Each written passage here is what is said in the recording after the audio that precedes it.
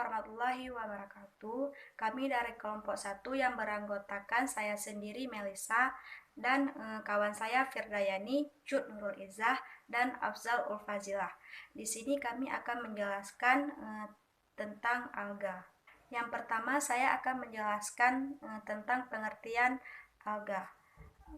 Alga adalah sekelompok organisme autotrof yang tidak memiliki akar, batang, daun, dan sebagainya. Jadi, ganggang atau alga adalah golongan tumbuhan berklorofil dengan jaringan tubuh yang secara relatif tidak berdiferensiasi. Kenapa alga ini termasuk ke dalam botani tumbuhan rendah? Karena ganggang atau alga ini tidak memiliki struktur yang kompleks, bukan ketidakmampuan menyesuaikan diri terhadap lingkungannya. Nah, alga ini mempunyai hubungan erat dengan organisme yang primitif dan mulai muncul pertama kali di bumi. Menurut Guptar 1981, alga merupakan tumbuhan berklorofil. Tubuhnya berupa talus, uniseluler maupun multi. Alat reproduksi pada umumnya berupa sel tunggal, meskipun ada juga alga yang memiliki alat reproduksi tersusun dari banyak.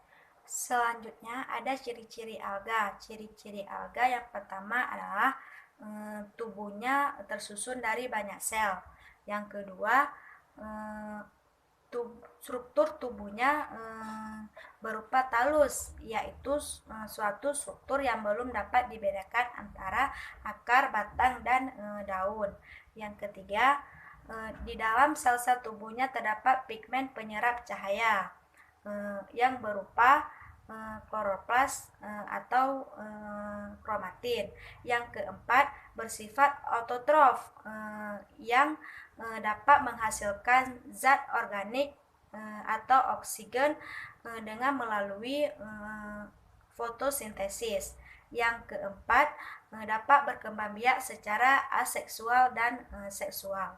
Menurut Boll dan Waini, ada 3 ciri reproduksi seksual pada alga yang dapat digunakan untuk membedakannya dengan tumbuhan hijau lainnya, yaitu yang pertama, pada alga uniseluler, sel itu sendiri berfungsi sebagai sel kelamin atau sel gamet. Yang kedua, pada alga multiseluler, gametofik atau organ penghasil gamet, ada yang bersel tunggal dan ada yang bersel banyak. Yang ketiga, sporanium atau alat penghasil spora, berupa sel tunggal, dan jika tersusun dari banyak sel, semua penyusun sporanium bersifat fertil.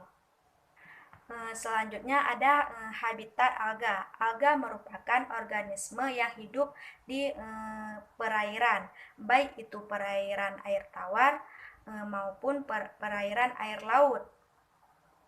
Dan ada juga sebagian spesies alga yang hidup di perairan suhu yang sangat dingin, seperti perairan dingin ataupun di puncak gunung. Selanjutnya ada perkembangbiakan alga yang akan dijelaskan oleh Afzal Ulfazilah. Baiklah, di sini saya akan menjelaskan tentang perkembangan alga. Perkembangan alga dibagi menjadi 2, yaitu perkembangan secara seksual dan perkembangan secara aseksual. Nah, yang pertama kita akan membahas tentang perkembangan secara aseksual atau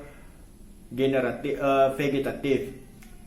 Perkembangan aseksual ini dibagi menjadi 2, yaitu yang pertama fragmentasi. Fragmentasi ini ialah terputusnya talus yang berbentuk benang-benang dan menjadi beberapa bagian, yang mana bagian-bagian itu akan menjadi individu baru. Yang kedua, pembentukan spora. Pembentukan spora ini dibagi menjadi 3, yaitu spora berbulu cambuk atau zoospora, spora tanpa bulu cambuk atau aplonospora, dan spora dengan dinding keras atau aklospora.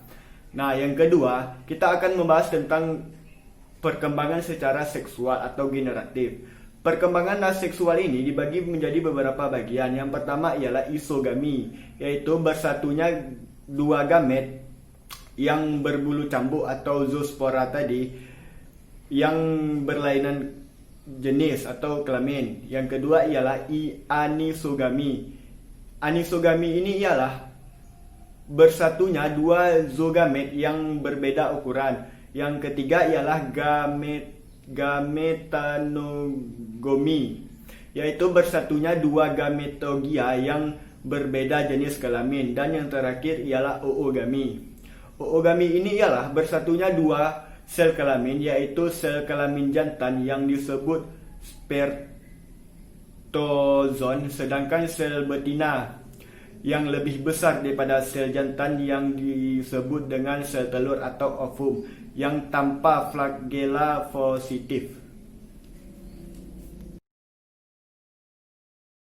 Assalamualaikum warahmatullahi wabarakatuh. Perkenalkan, nama saya Jun Nurliza. Saya akan menjelaskan tentang morfologi alga. Nah, genus alga kebanyakan terdapat sebagai organ sel tunggal yang berbentuk bola, batang, gada, dan kumparan. Nah, kemudian alga ada yang bersel satu, contohnya Chlorococcus. Dan ada juga yang berkoloni seperti Volvox dan juga berupa benang seperti Spirogyra, Oscillatoria, Vaucheria, dan lain sebagainya. Kemudian ada faktor yang mempengaruhi pertumbuhan si alga. Yang pertama, salinitas. Salinitas bagi golongan air laut atau air payau, salinitas sangat penting untuk mempertahankan tekanan osmotik antara protoplasma dan organisme dengan air sebagai lingkungan hidupnya. Hal ini akan berpengaruh pada proses metabolisme. Nah, yang kedua ada suhu. Suhu, pH, dan intensitas cahaya. Nah, hal ini merupakan faktor fisik yang mempengaruhi pertumbuhan si alga. Nah, cahaya yang dipengaruhi untuk proses fotosintesis. Beberapa alga melakukan fotosintesis pada pH 7 sampai dengan 8. Nah, kemudian ada aerasi. Nah, dalam aerasi selain terjadi proses pemasukan gas-gas yang diperlukan dalam proses fotosintesis, juga akan ditimbulkan gesekan-gesekan antara gelembung udara molekul air sehingga terjadi sirkulasi air.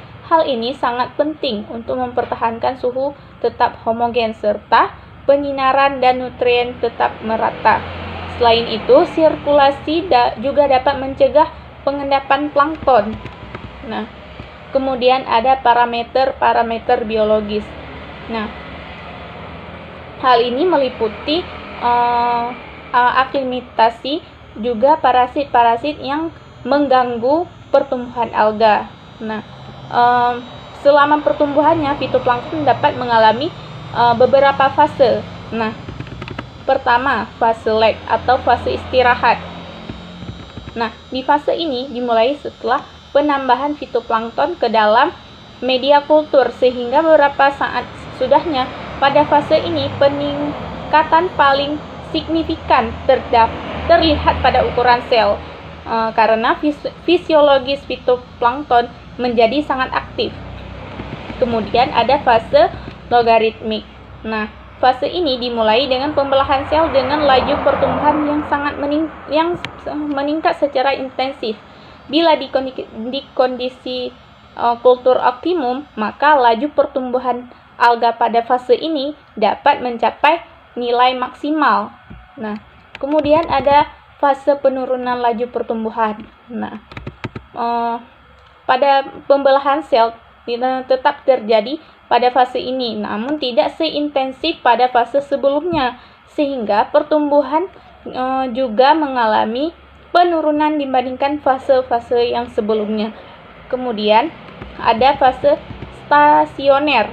Nah, fase ini laju reproduksi dan laju kematian relatif sama. Penambahan dan pengurangan jumlah fitoplankton seimbang sehingga kepadatannya relatif tetap. Kemudian yang terakhir ada fase kematian. Nah, fase ini ditandai dengan laju kematian yang lebih besar daripada laju reproduksi, sehingga jumlah sel mengalami penurunan secara geometrik. Penurunan kepadatan sel fitoplankton ditandai dengan perubahan kondisi. Penurunan kepadatan sel fitoplankton ditandai dengan optimum yang dipengaruhi oleh suhu, cahaya, pH, media, dan ketersediaan hara, dan beberapa faktor lain yang terkait satu sama dengan yang lainnya. Sekian. Jadi, selanjutnya ada klasifikasi tentang alga. Yang pertama, itu ada chlorophyta. Chlorophyta atau disebut dengan ganggang hijau. Alga ini merupakan kelompok terbesar dari vegetasi alga. Nah, alga hijau ini atau disebut dengan Chlorophyceae termasuk dalam divisi chlorophyta.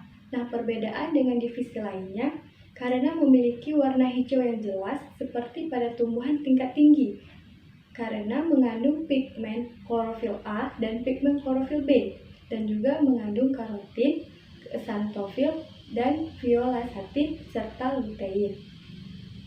Pada klorofos juga terdapat pirenoid, yaitu hasil asimilasi berupa tepung dan lemak. Nah, hasil asimilasi ini berupa amilum, penyusunnya sama seperti pada tumbuhan tingkat tinggi, yaitu amilase dan amilopektin. Nah, selanjutnya itu ada Cynophyta. Cynophyta atau disebut dengan alga hijau biru. Nah, alga hijau biru ini adalah alga yang disebabkan oleh warna klorofil dan pigmen biru atau disebut dengan phycocyanin. Nah, alga hijau biru ini banyak dijumpai di tempat-tempat lembab. Misalnya itu seperti di tanah, di batu, di tembok, di sawah, di parit, dan juga di laut. Nah, alga hijau biru ini jika mengering, koloni alga hijau biru ini mengelupas seperti kerak. Nah, kemudian alga hijau biru ini biasa hidup di lingkungan yang sedikit asam hingga basah. Selain hidup bebas, alga hijau biru ini juga dapat hidup bersimbiosis mutualisme dengan organisme lainnya. Nah, selanjutnya itu ada Phaeophyta atau ganggang coklat. Nah, ganggang coklat ini adalah ganggang yang berwarna pirang. Dalam kromatoforanya terkandung klorofil A, karotin, dan xanthofil, terutama fixanin, yang menutupi warna lainnya yang menyebabkan ganggang ini kelihatan warna pirang sebagai hasil dari asimilasi dan sebagai zat makanan cadangan yang tidak pernah ditemukan zat tepung. Tetapi sampai 50% dari berat keringnya terdiri dari laminarin, sejenis karbohidrat yang menyerupai dextrin dan lebih dekat dengan selulosa daripada dengan tepung. Nah, selanjutnya itu ada Rhodophyta. Rhodophyta atau disebut dengan alga merah ini adalah alga yang sebagian besarnya itu hidup di laut, terutama dalam lapisan-lapisan air yang dalam, yang hanya dapat dijumpai oleh cahaya gelombang pendek. Nah, hidupnya itu sebagai bentos melekat pada suatu substrat dengan benang-benang pelekat atau cakram pelekat. Hanya beberapa jenis saja yang hidup di air tawar. Ada juga yang hidup di atas tanah atau di dalam tanah. Ini hanya bentuk yang uniseluler. Nah, jenis-jenis yang ada di laut jumlahnya banyak sekali dan melimpah di laut tropis. Banyak juga yang mengandung kalsium. Mereka dapat hidup seperti epifit pada alga yang lainnya dan juga dapat hidup pada hewan laut atau disebut dengan epozoik. Nah, selanjutnya itu ada Chrysophyta. Chrysophyta atau disebut dengan alga keemasan. Nah, alga keemasan ini adalah alga yang warnanya itu kuning keemasan, berasal dari kandungan pigmen, karotena, dan xanthofil yang banyak sehingga membuat klorofilnya itu tidak terlihat. Nah, sedangkan kloroplas alga ini itu berbentuk cakram, pita atau oval.